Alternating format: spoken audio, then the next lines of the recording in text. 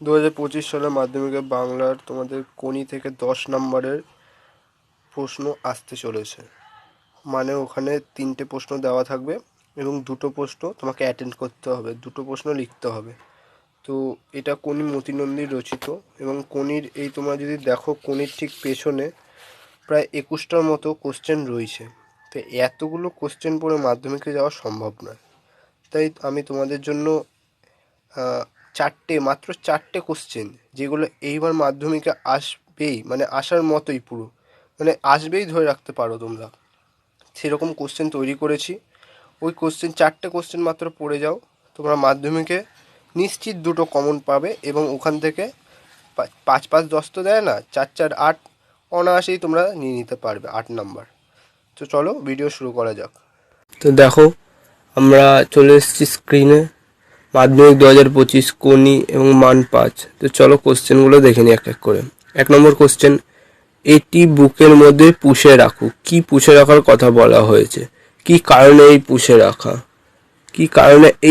রাখা? এই কোশ্চেনটি 2025 মাধ্যমিকের জন্য খুবই ইম্পর্টেন্ট এবং এটি পড়তেই হবে তোমাদের, ঠিক আছে? কারণ 101% হচ্ছে এটা আসার চান্স রয়েছে। 2 এবং 2+3 নাম্বার থাকবে, এটা আসবেই।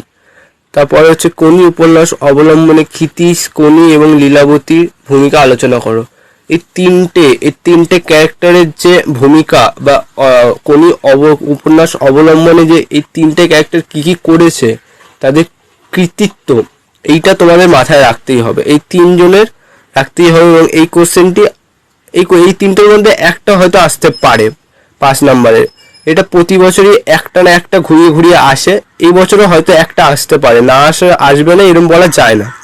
তো 3 নম্বর কোশ্চেন, আজ বারুণী তিথিতে গঙ্গার ঘাটের যে দৃশ্য কোনি উপন্যাসে ফুটে উঠেছে, কি ধরনের দৃশ্য কোনি উপন্যাসে ফুটে উঠেছে? আজ বারুণী তিথিতে গঙ্গার ঘাটে দৃশ্য কোনি উপন্যাসে কিভাবে ফুটে উঠেছে সেইটি তোমাকে ব্যাখ্যা করতে হবে। মানে একদম প্রথম অধ্যায়ে যে রয়েছিল বারুণীর দিনটা কি হয়েছিল, কেমন ছিল, মেলা বসেছিল, এগুলি তোমাকে একটু ব্যাখ্যা করতে হবে এবং এগুলো ব্যাখ্যা করতে হবে। আর এই যে এইরকম ধরনের যেগুলো 5 নম্বরের কোশ্চেন, সেগুলো তোমরা পয়েন্ট করে লিখবে এবং তাতে নাম্বার বেশি পাবে। আর যেমন এখানে 2+3, এটা তো পয়েন্ট করে লিখবেই। আর তোমরা চেষ্টা করবে যদি এরকম 2+3 থাকে তাহলে এইরকম ধরনের কোশ্চেন অ্যাটেন্ড করার, কারণ এরকম ধরনের কোশ্চেনে তোমাদের নাম্বার বেশি ওঠে। এবং 5-এ এরকম হয়তো 3 দিল বা 3.5 দেওয়ার তো নিয়ম নেই, হয়তো 3 দেবে বা 2 দেবে, হয়তো খুব ভালো লিখলে তাহলে হয়তো 4 দিতে পারে। কিন্তু এই 2+3 রকমের যে নাম্বার রয়েছে সেটাতে কিন্তু নাম্বার বাড়ার সম্ভাবনা প্রবল এবং নাম্বার খুব একটা কাটে না, ঠিক আছে? তো 4 নম্বর কোশ্চেন আমরা দেখে নিই। আমার বিরুদ্ধে চার্জগুলি স্পষ্ট করে চিঠিতে বলা নেই, সেগুলি জানতে চাই, বক্তাকে এর উত্তরে কি জানানো হয়েছিল? এই কোশ্চেনটিও খুব গুরুত্বপূর্ণ, এটিও 5 নম্বরে আসবে। এই কোশ্চেনটিও তোমরা দেখে নেবে। এবং এই যে এই 4টে কোশ্চেনই আসলে, এবং এই 4টে কোশ্চেনই খুবই গুরুত্বপূর্ণ 2025 সালের মাধ্যমিকের জন্য।